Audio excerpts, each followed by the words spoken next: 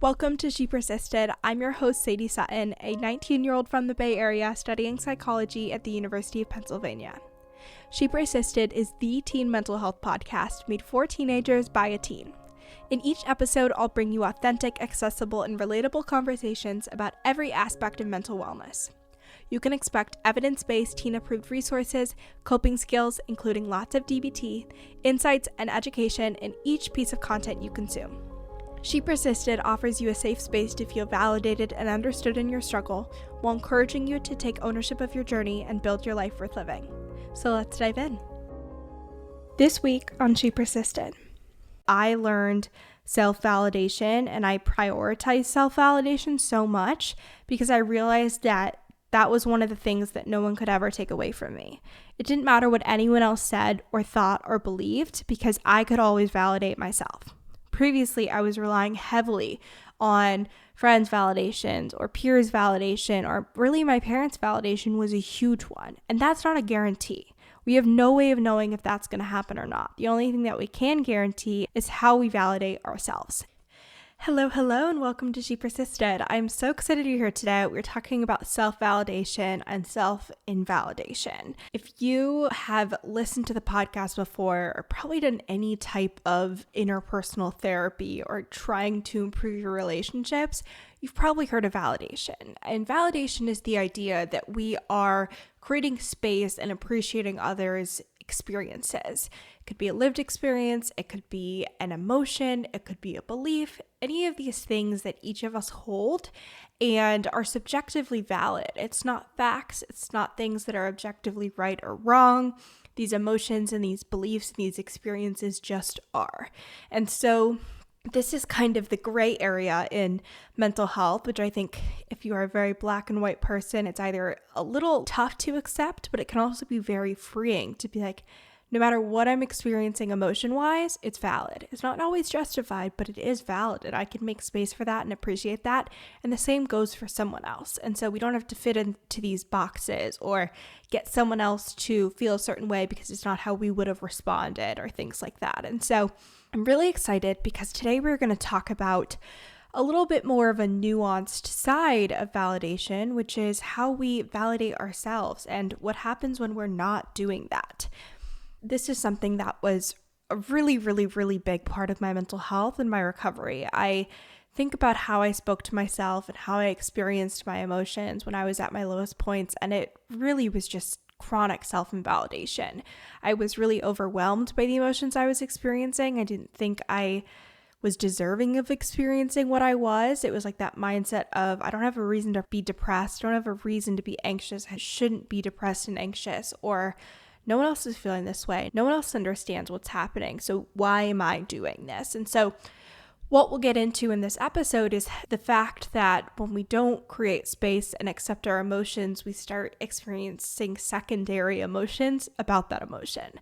It's like maybe you're sad, but then you're angry at yourself for being sad, and then you believe that you're a bad person for feeling sad. And so you're just creating more challenges for yourself. So if you can set up this system and this mindset and this ability to validate yourself first and foremost, you save yourself a lot of pain and suffering. So I think I've compiled some really great information, some background research. I promise I'm going to make it interesting, and then also some skills for you to implement so that you can leave this episode being like, I know what validation is. I know what happens when I don't validate myself, and I know how to do that. So we're going to start with a quote that I found on a validation worksheet when I was doing some research for this episode, and these worksheets were actually compiled by a clinician at 3 East. And if you're not familiar with my story, I went to an incredible DBT residential program called 3 East at McLean Hospital. They are the best of the best. They do amazing work. If you are a parent or a teen and you're thinking about residential as the next step, definitely check them out.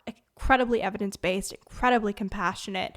Just, I cannot say enough good things. And we've had Dr. Blaise Aguirre on the podcast many episodes ago, like first 50 episodes of She Persisted, to talk about the work they're doing and his philosophy. So little sidebar tangent, but when I saw that the doctor who had put together this fabulous worksheet was from 3 East, I was like, oh, this makes sense. Of course he's at 3 East, because so hand in hand. Anyways, this quote is, "When you understand, you cannot help but love. You cannot get angry. To develop an understanding, you have to practice looking with eyes of compassion. When you understand, you love, and when you love, you naturally act in a way that can relieve the suffering of people. And I'm not going to say this name right, but it's by Thich Nhat Hanh, I think is how you say it.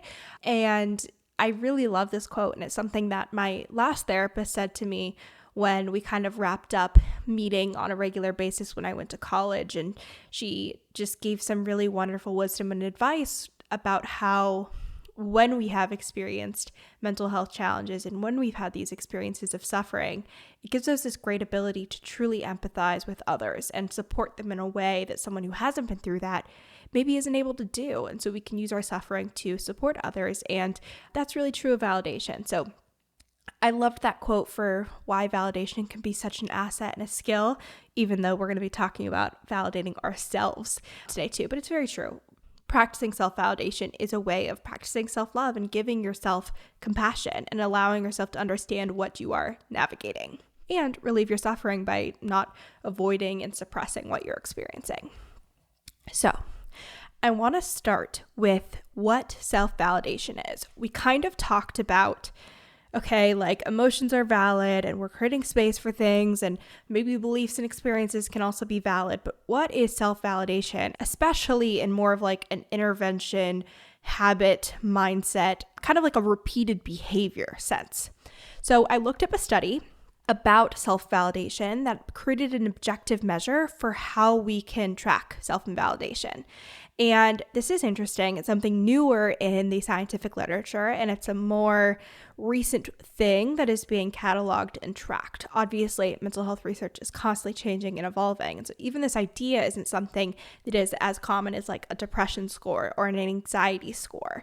And so in the context of the study, they defined self-invalidation as someone's view towards their emotions. And that view is that the emotions aren't okay. And secondly, the quote unquote improper emotions they're feeling mean they're less respectable and less worthy as a person. And if you have talked to yourself in an invalidating way, those are probably things that you've said to yourself or messages that you recognize that your emotions aren't okay, and that because they aren't okay, that also connects to your worth. And if you've heard my story before, I shared that a big shift that really changed my mental health was changing the core belief that I didn't think I was deserving of love from anyone, including myself. And so when we talk about these belief systems, we also have to talk about how they're showing up in our relationships and the way we talk to ourselves, our inner dialogue, all of these kinds of things. And so the self-invalidation was really a way that I was like maintaining and continuing these negative belief systems and really low self-esteem. So if you're still hearing this word and you're like, okay, I get it, self-invalidation, but what does that mean? I'm not sure if that's something that I'm doing. I'm not sure if that's something that is at play here. Here are some examples, and I'll put the link to the article that I pulled these from in the show notes. But these are some of the messages that might be on repeat that are by nature invalidating. So you're overly sensitive, you're overthinking, you should let it go. Why did you take that personally? I'm sure it wasn't that bad. You'll get over it. It could have been worse. You must have misunderstood. You shouldn't be so angry. You shouldn't be sad. You're making things more chaotic than you need to. That didn't happen. Stop imagining things. You're overreacting. So it's like these judgments that we place on the emotions themselves. And so I found this really incredible article that talked about what happens when we invalidate ourselves or when we experience invalidation from other people. And you've probably experienced this. When we have that invalidation occur, our emotions end up getting more intense. Our thoughts turn to a place of judgment. We start criticizing, and then we really start acting from an emotion mind place. We do things that are not effective, that don't get us further in the relationship, that don't get us further towards our goal. Again, the ineffectiveness and emotionality is really at play because the self-invalidation just intensifies the emotional experiences. So it also leads to more of these unwanted feelings. Maybe it's more pain, maybe there's more self-criticism, maybe there's self-hatred.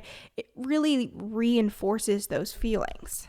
And because this likely is not happening in isolation, having that initial like, you shouldn't be feeling this way, why are you feeling this way, why are you overreacting, tends to put us on that spiral of self-invalidation.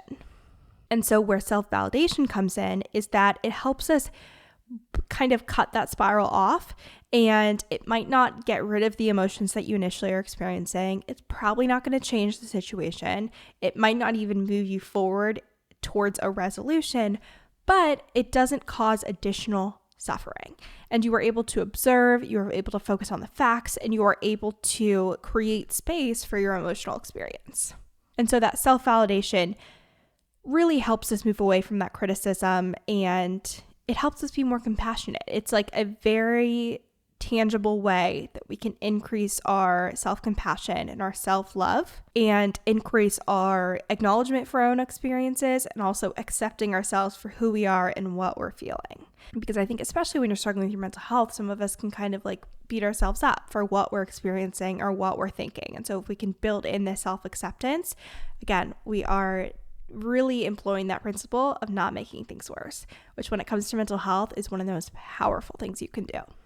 So I want to share a little bit of information with you guys about what happens when we invalidate. And there are kind of two ways that people invalidate. Some people invalidate themselves for saying that they're not being emotional enough, like I should be feeling this way. Other people are reacting in this manner. Why am I not having those emotions? And then some people, if you're doing DBT, this is probably you because emotion regulation is a big part of that, is that you self-invalidate for feeling more emotions than you think maybe you should in a given moment. So what's really interesting is that people who invalidate themselves for not having enough emotion are actually less inclined to show their feelings. So when you're beating yourself up for what you're experiencing, it makes it even more difficult and more challenging to express your emotions and share those with other people down the line. So kind of like reinforces that cycle and makes it more challenging to break. And then these people that are invalidating because they think that they are over emotional in a situation, it's also a self-fulfilling prophecy.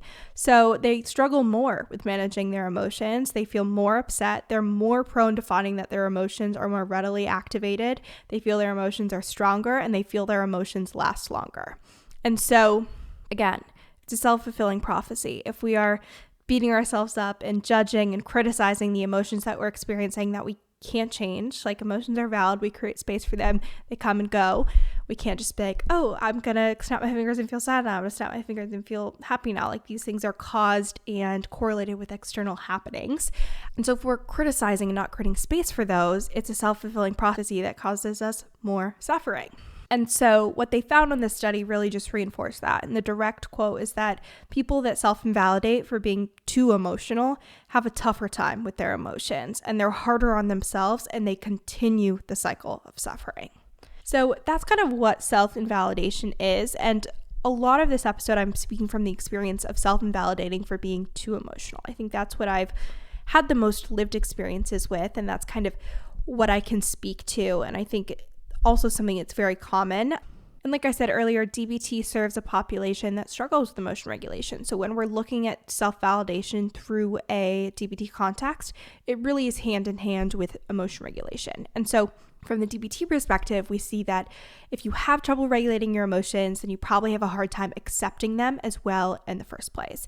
And if you want to learn more about this, I'm going to put a link in the show notes for dialecticalbehavioraltherapy.com. And so to add a little bit of additional context before we move into why we do this and how we can overcome and adjust that, DBT also adds the context and the insight that when we have trouble regulating our emotions, it's very common that that's because we have a hard time accepting them in the first place. If we can't accept them and accept reality, we can't then solve reality or move forward or cope with what's happening. It's like if you're not aware of a problem, you can't fix it. If you're not acknowledging a situation, how can you possibly navigate that situation?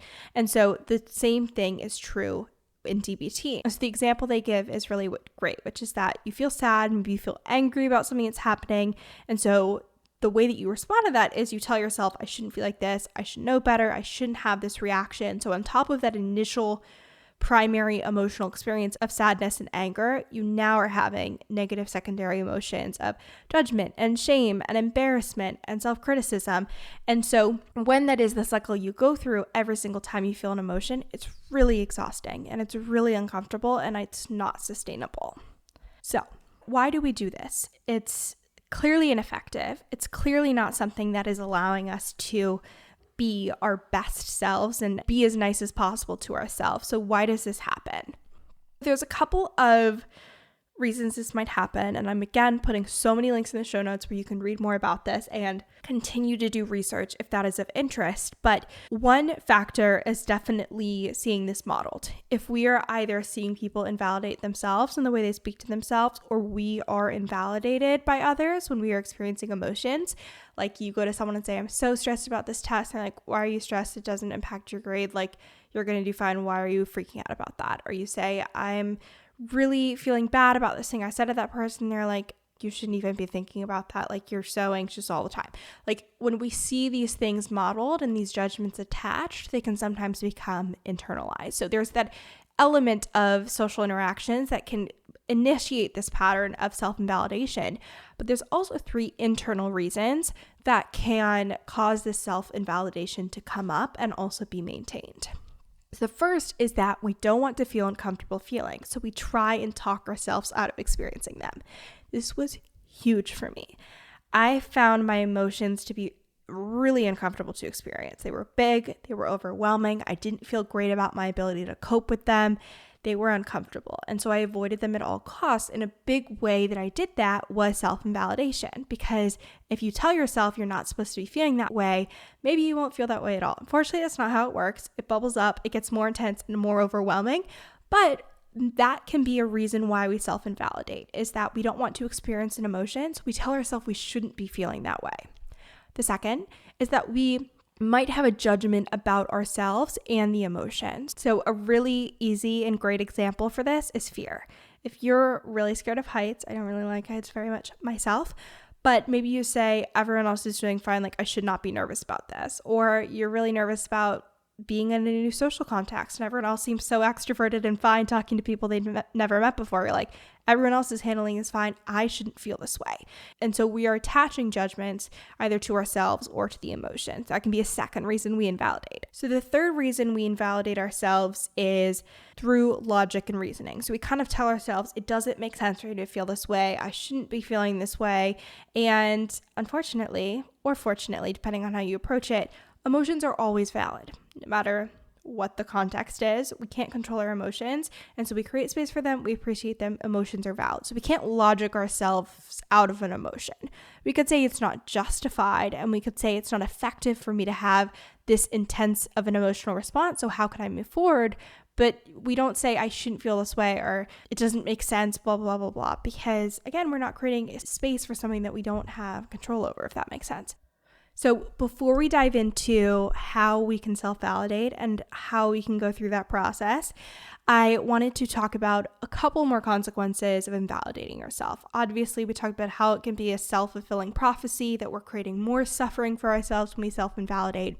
But I also wanted to talk about the long-term experiences of not only like having that emotion stick around for longer in the moment, but you also are increasing shame, self-hate, inward directed anger, and sometimes beliefs that you're not worthy. So we not only have these short-term consequences, but there are long-term ones too. And so it's really important to work on this and pay attention to how you are talking to yourself when it comes to your emotions.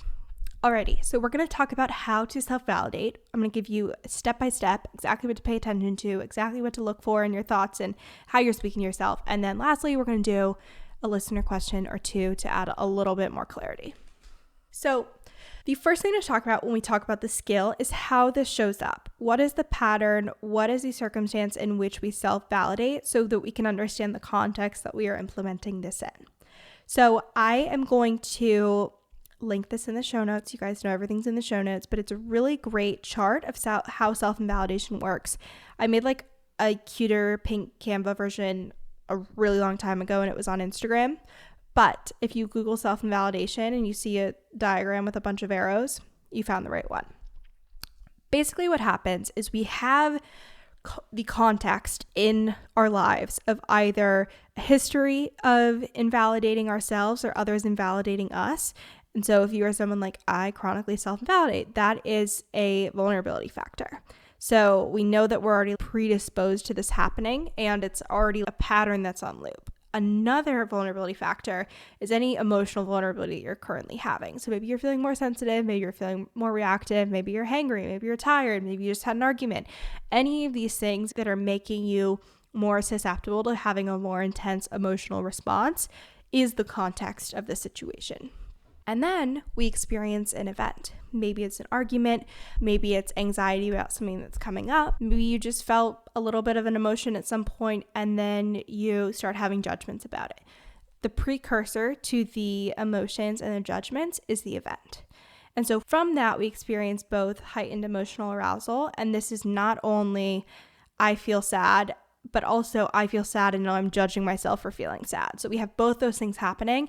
And at the same time, we're also experiencing the judgments for the emotion we're experiencing. So ideally, best case scenario, what ends up happening is that you have an event, you experience an emotion, then you self-validate.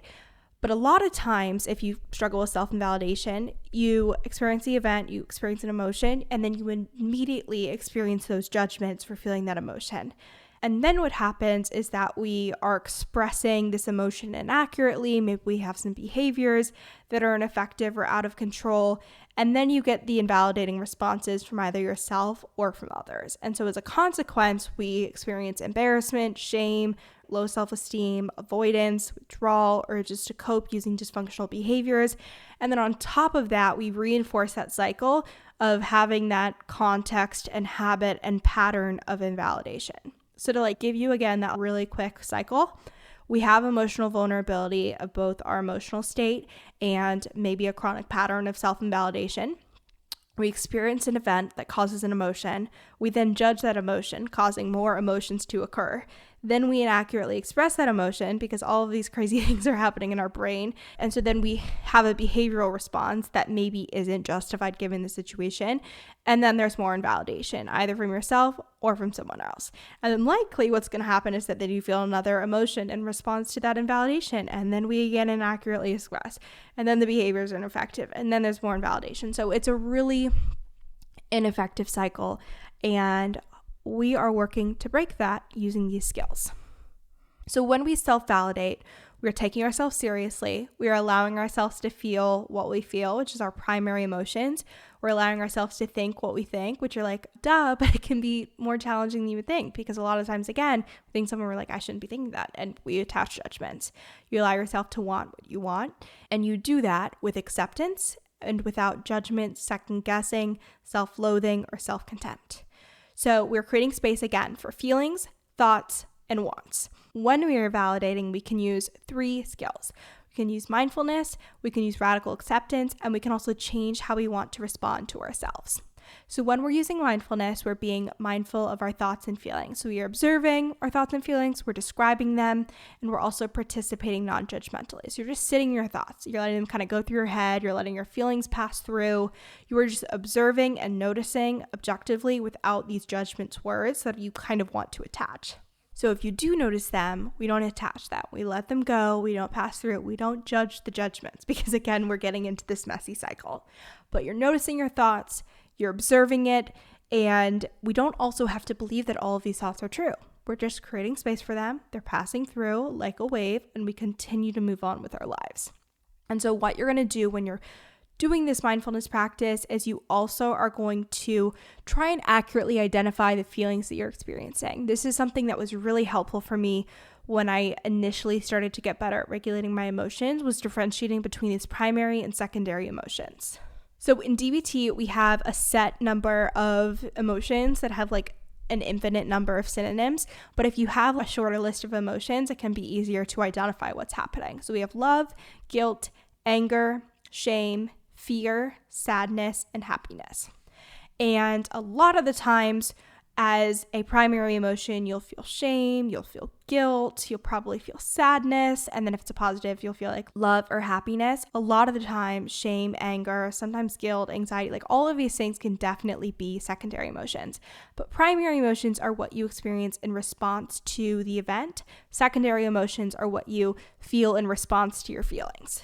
And then once you've identified those emotions, you allow yourself to sit in that primary emotion. So we're not escaping from them using judgments. We're not using out of control actions to try and avoid that experience. We're not trying to numb. Instead, we are allowing and managing them skillfully. And maybe that means deep breathing. Maybe it means listening to music. Again, you're sitting with them and coping with them effectively. And I promise they will pass. And the last part of the mindfulness section of self-validation is to respect your own values. This is a really important part of creating space for your emotional experiences, because values is something that can be really easily invalidated and also are something that are valid and that we create space for. So identify what those are and make sure we're not attaching judgments or shame or guilt or anything like that to those core values. So when we use radical acceptance to self-validate, we look for understanding legitimacy in our emotional experiences, and we are being honest and non-judgmental when we are looking for those aspects. So we are accepting our being, so the situation, the cards we've been dealt, what's going on. We are accepting our feelings, we are accepting our thoughts, and we are accepting our actions. Denying the existence of any of those, again, is going to create more suffering. So we accept those, and then we move on to the next steps. And alongside that, we also practice willingness with respect to your own existence, and we recontextualize the things that you tend to invalidate. So you broaden and balance the context of the thing that you're invalidating. So if you say to yourself a lot, I shouldn't feel this way, I shouldn't feel anxious, no one else is feeling anxious, I should not feel nervous.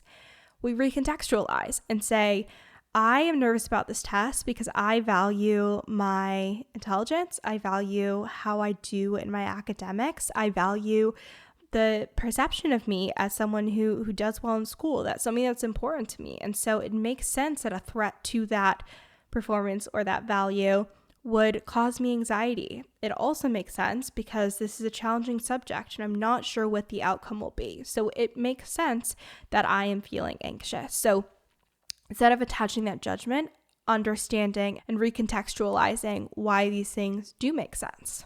And then the last way that we can self-validate in this little segment of like a 40,000 degree summary is that we change how we respond to ourselves. So we respond in a way that takes yourself seriously. So if you are invalidating that you're anxious and just expecting yourself to like mentally get through this without using any skills, we respond in a way that takes yourself seriously. We're saying, okay, I need to take a minute, I need to take a deep breath, I need to go outside, I need to drink some water, I need to take active steps to cope with this because I am responding in a way that tells myself I am experiencing anxiety and I need to deal with that. We also normalize normative actions rather than criticizing or judging them. So like a great example of this is if you're judging yourself, oh, why did I blush when I was embarrassed in that moment? That's a normative emotion and a normative action. So we're not judging and criticizing, we're normalizing that. Say everyone blushes, we can't control that. That's just part of the experience. We are recognizing truly problematic behaviors and targeting it for change. If you are in DBT, you have target behaviors with your therapist. These are things you're working to decrease, but we recognize what is ineffective and these behaviors that we might respond to the self-invalidation with. Maybe it's talking negatively to yourself. Maybe it's avoidance. Maybe it's looking for validation from someone else to kind of cover up that self-invalidation. So we recognize those problematic behaviors and work to change them. We also provide ourselves with nurturance and support and also seek it from others. So surrounding yourself with a community that helps you feel validated, helps you feel seen and heard, and also speaking to yourself in that way. Giving yourself a little pep talk saying, this will be okay, I'm experiencing this and this is fine, it will pass, it will be all right. We also find compassion for ourselves when we're suffering as you would for any human being. A lot of you listening are probably like, I could absolutely do this for someone else, no problem. I validate others all the time. But when it comes to yourself, you're holding yourself to a different standard. So think about how you would respond if your friend said to themselves, this is absolutely ridiculous that I'm feeling this way and I shouldn't feel this way and I'm so bad and horrible for thinking this. You'd be like, no, it completely makes sense that you're experiencing that and I don't blame you at all. Like, feel what you need to feel. This is just how life works. And so apply that same energy towards yourself and how you speak to yourself. So I want to go through like what your old pattern of self-invalidating is and what your new pattern will be of self-validating. So historically, something happens, the event happens, you then beat yourself up, you criticize yourself, you feel embarrassed, you feel ashamed, you don't feel like how you're feeling is justified by what you did. Then you retreat, you continue to feel bad about yourself, and then you just get stuck in that old pattern and you rinse and repeat. Our new pattern that we are going to implement is that the event happens. You catch yourself as you begin to self-invalidate, and you'll get better and better and better at recognizing that earlier and earlier until you experience an emotion and you just start validating.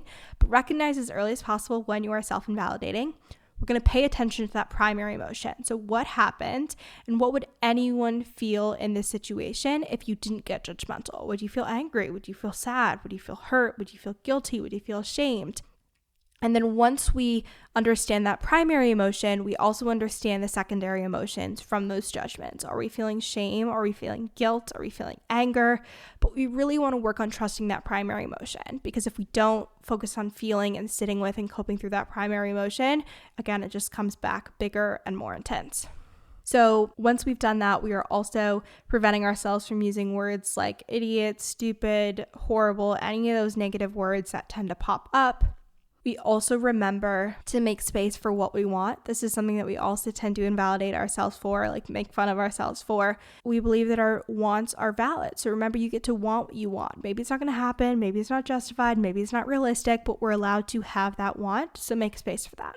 We also want to take into account our vulnerabilities. Understanding your vulnerability to feeling an emotion really helps to validate and create space for that. Be like, I didn't sleep well last night. I had a really stressful interaction earlier this morning. I have a test tomorrow that I'm already stressed about. So understand that maybe on a perfect day, you wouldn't have reacted the way you did, but given the context of the situation, you did. And that makes sense because you are more vulnerable. So create awareness of those vulnerabilities and kind of like mentally appreciate that that's something that's at play here.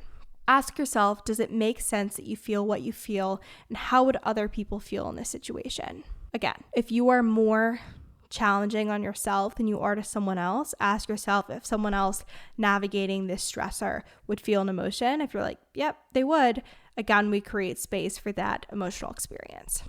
We are actively going to say out loud how this makes sense. So what the primary emotion is, what the sensations are, what you want and what you don't want. We're going to do some self-soothing. Maybe you're going to do a pep talk. Maybe you're going to do some deep breathing. Maybe you're going to repeat a mantra. And then we move on with our activity. So we re-engage with our lives as a whole and valid person. Not a shameful or bad person, but a person who has just validated themselves. And then we rinse and repeat this new and effective pattern. So the TLDR, it's a very millennial thing to say, but the too long don't read version of self-validation with that new pattern we just went over is that we're letting go of judgments about ourselves because those cause shame. We are noticing the shame as it comes up. We are letting it go by finding an alternative primary emotion. Maybe it's sadness, maybe it's hurt, maybe it's guilt, and we're sitting with that. We are fully experiencing that. We are describing the situation and acknowledging our wants and preferences in that context. We are practicing just being as we are and noticing and describing what has happened and what we're experiencing. And when in doubt, imagine someone you care about and respect in your situation. How would you respond to them? And respond this way to yourself. This is the TikTok trend where you put a photo of yourself as a baby on the mirror and you say, I would never talk to that person like that. I would never say these awful things. I would never be judging them for looking this way or acting this way. And so we also apply this with self-invalidation, and it's an incredible tool. The last thing that I want to give you as a very tangible practice that you can do is the goals and a little script that you can use to self-validate. And then we're going to do some quick questions. So your goals are first to separate your experiences.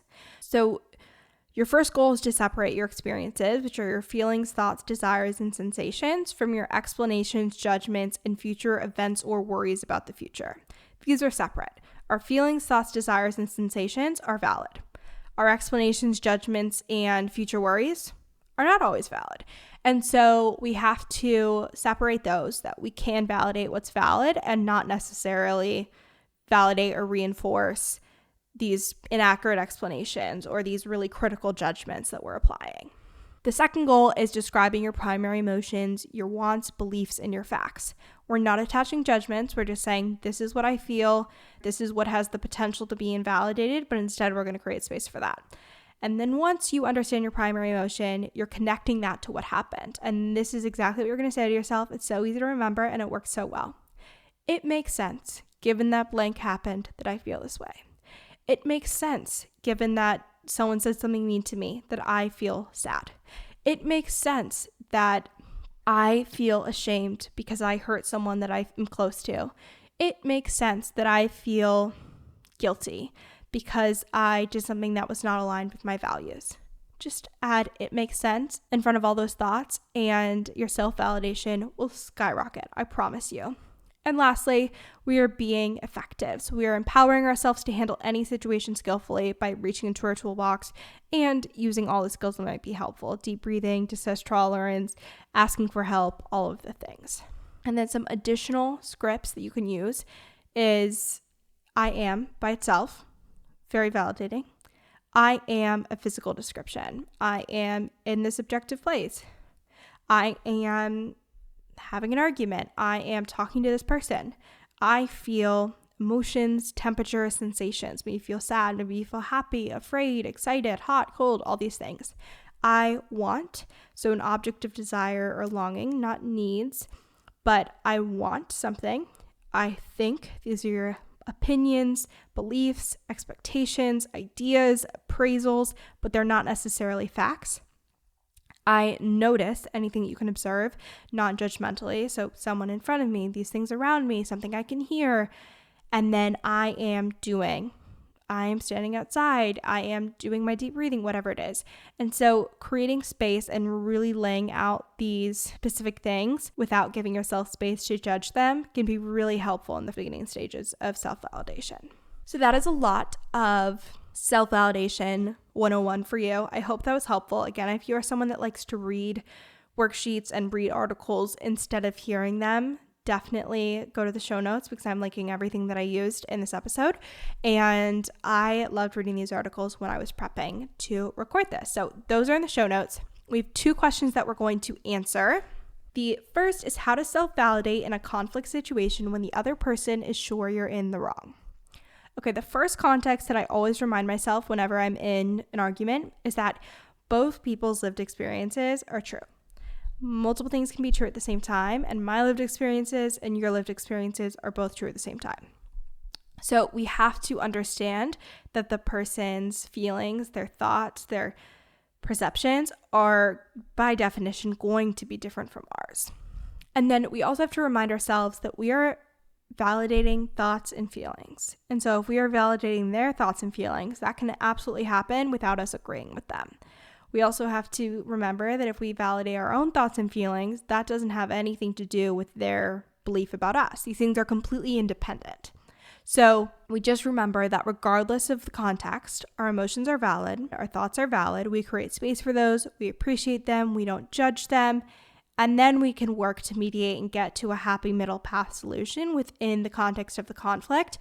But when we're validating either the other person or ourselves, that's completely independent of these other belief systems. Because we are validating things that we might disagree with, we might not approve of, we might have a completely different belief system, we might feel completely differently, and yet we can still validate. So again, it's completely independent of anyone else's opinion, even our own. Like, again, we have these opinions like, maybe I shouldn't feel this way, or maybe I wish this was different, and yet we still have to create space for these emotions and feelings. And then the last thing I'll add there, the phrasing of the question, is that how do we validate when the other person is sure you're in the wrong? That kind of sounds like something in regard to action. You shouldn't have done this, you shouldn't have said this. And again, we're validating feelings and thoughts. We're not validating actions. We're not validating things people have said. We could say it makes sense why you felt that way, and that was like the precursor to what you did. We can validate the emotional experience that happened alongside those things. But again, we're not validating actions. We're validating the thoughts and feelings. And so it can be completely independent of the conflict. And the last question is how to help your loved one learn to self-validate instead of seeking validation online. This is very challenging. And I will say that I learned self-validation and I prioritize self-validation so much because I realized that that was one of the things that no one could ever take away from me. It didn't matter what anyone else said or thought or believed because I could always validate myself. Previously, I was relying heavily on friends' validations or peers' validation, or really my parents' validation was a huge one. And that's not a guarantee. We have no way of knowing if that's going to happen or not. The only thing that we can guarantee and solve for and encourage and improve and increase is how we validate ourselves. And so that was much more reassuring and much more effective for me to rely on and lean on, because we all need validation. It's something that almost all of us strive for. And so understanding that because it is such a core human need and we want to make sure that that need is getting met, being able to do that internally is going to be a lot more effective and reliable than trying to get it from elsewhere. So it's kind of like the internal dialogue you take. And I think through lived experiences, you kind of have that revelation of, it doesn't feel great when I think I'm going to be validated by someone else, and instead they're super invalidating. And so when you have that invalidation time and time again, you start to look for it elsewhere, and hopefully you look for it inwards. The second thing I want to add to this is because a lot of parents listen to the podcast and follow, I assume this is about a teen who hasn't had all those lived experiences and isn't yet at the point where they're like, I self-validate because I know that's what's most effective, but they're still trying to figure out where they can get their validation from. And so for that context, we're going to go back to something that we talked about at the beginning of this episode, which is that sometimes we self-invalidate because we are exposed to invalidation by family members or peers or social groups. And so we no longer trust our own emotional reactions and have attached their judgments to our own experiences. And so in that respect, I would recommend modeling that self-validation in front of your teen.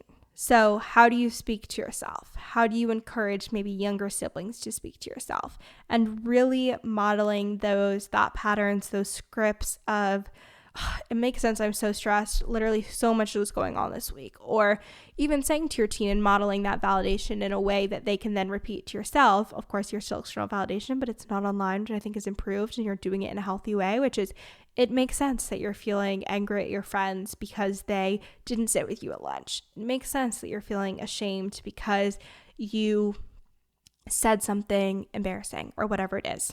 So I would say model those patterns when you're speaking to yourself in front of your teen, and model those validation scripts and validation dynamics when you speak to your teen. Again, kids and teens learn a lot by observing their parents and their family members. So if you are showing them how to validate in a really effective way, and as they start doing themselves, like, this works, this helps me feel less emotional and less overwhelmed. And so I think showing by doing is a really powerful way to kind of increase that behavior. Alrighty, that is everything for this week's self-validation episode. We went a little bit all over the place. I gave you a lot of information, but I really hope this was helpful because this was so instrumental in my mental health journey, and it's still something that I practice every single day. So if you enjoyed this episode, share with a friend, share with a family member, post about it on social media, tag me. It really helps the podcast, and I love seeing you guys listening.